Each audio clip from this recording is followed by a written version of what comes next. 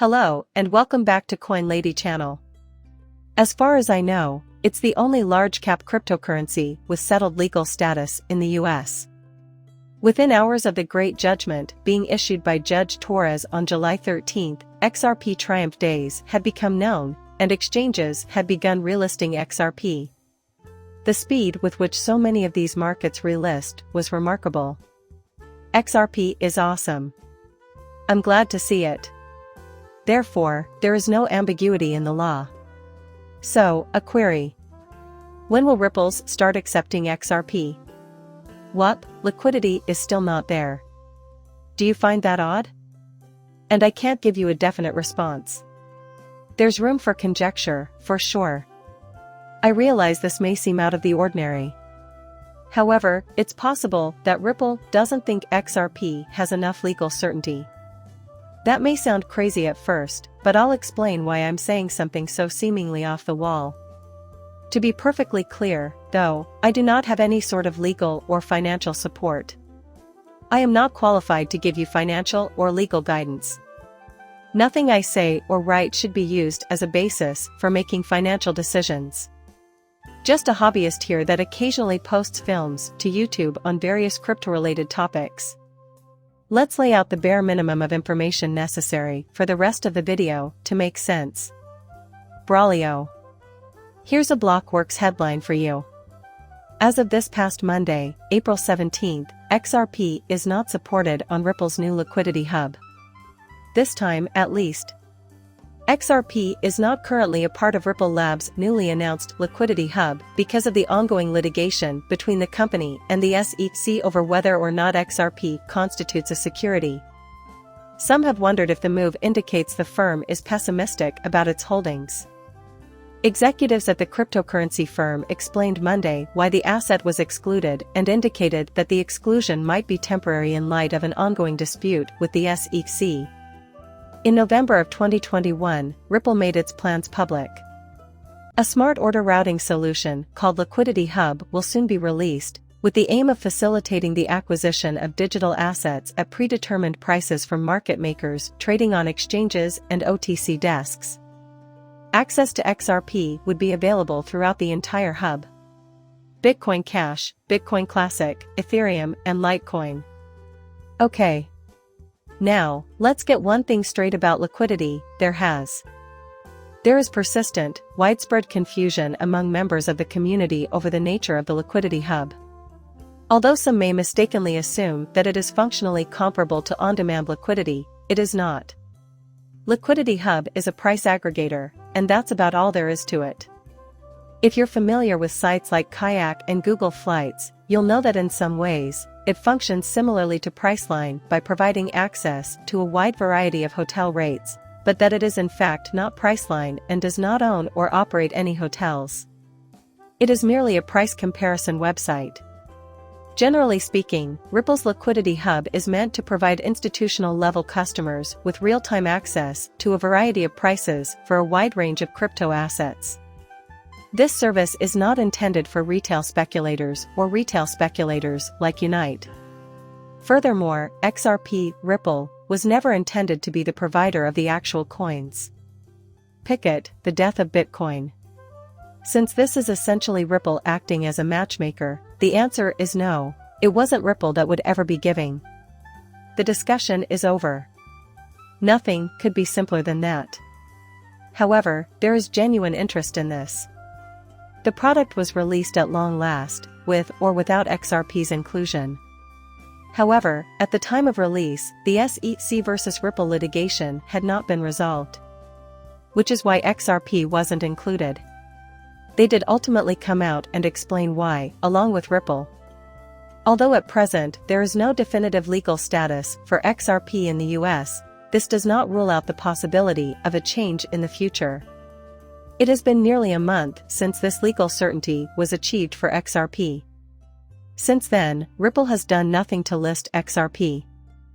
Again, I wish I had a definitive answer, but there's simply no way to know for sure. You'll see why I'm stating that, given the nature of the product, Ripple may be skeptical about its legality.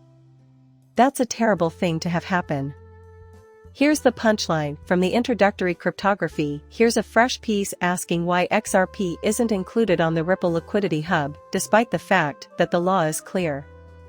The XRP community recently responded to a tweet from David Schwartz, Chief Technology Officer of Ripple, asking what parts of cryptocurrency he should educate the community more about.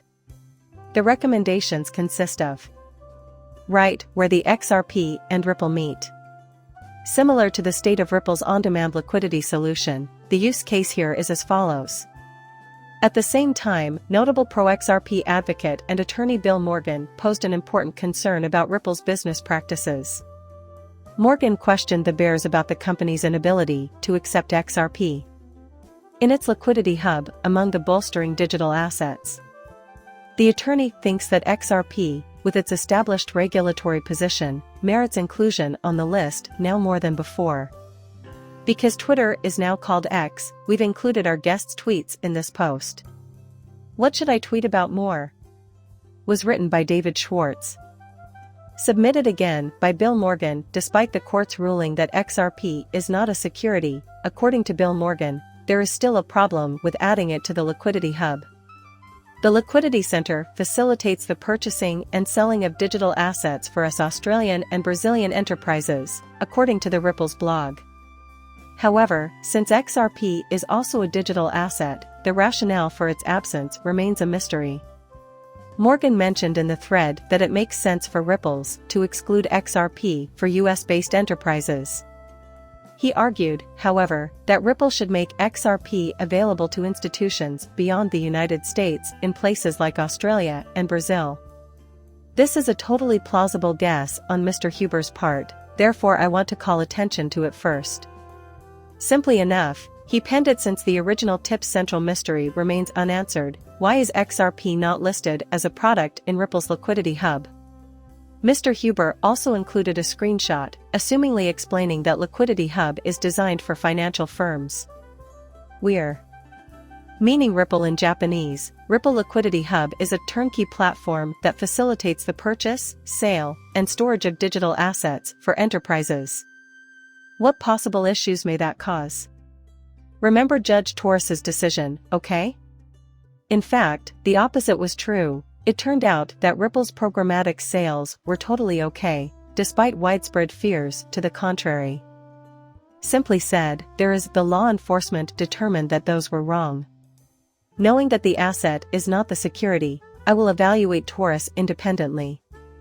She then made the shocking discovery, at least to me, that there were several unlawful transactions occurring at the institutional level, with OTL expressly using XRP as a bridge currency.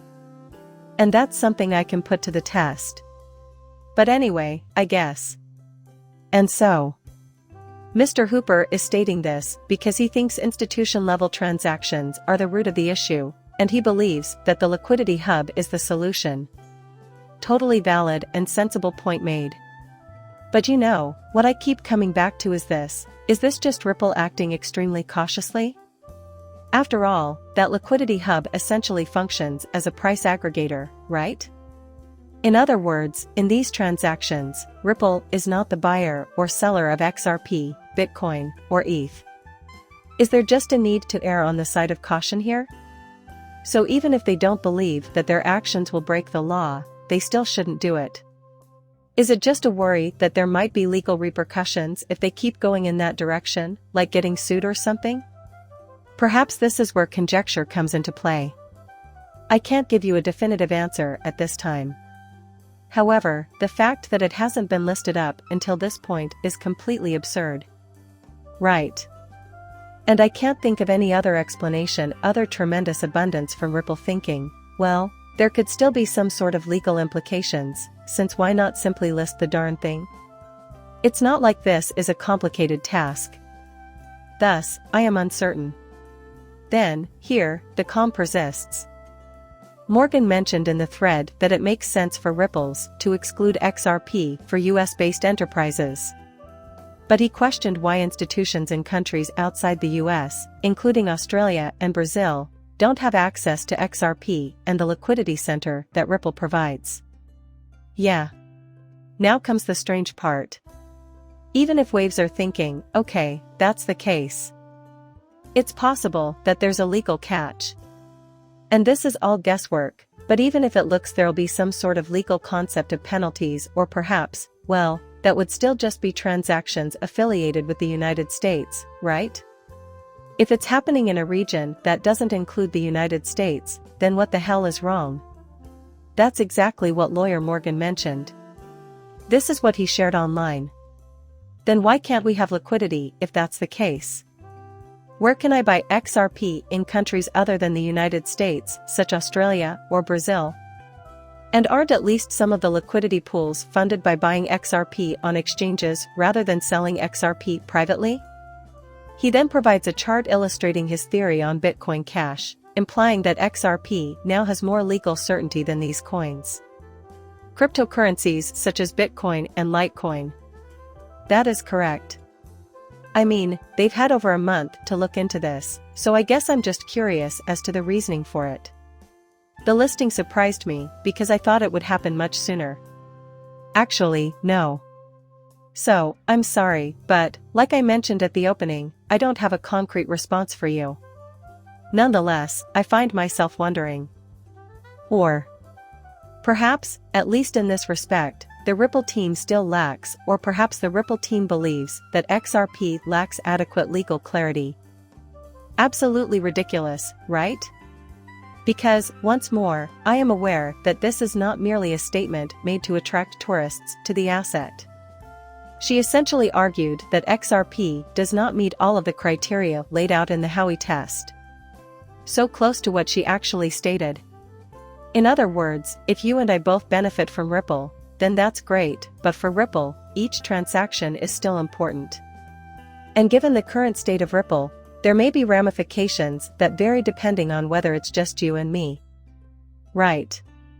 That's the best guess I can make, though. Just saying.